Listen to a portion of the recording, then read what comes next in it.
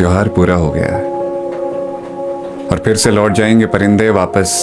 उन्हीं शहरों की तरफ जहां से मोहलत लेकर वो चले आए थे घर के आंगन की ओर। फिर मन में एक टीस रह जाएगी कि काश थोड़ा सा वक्त और मिल जाता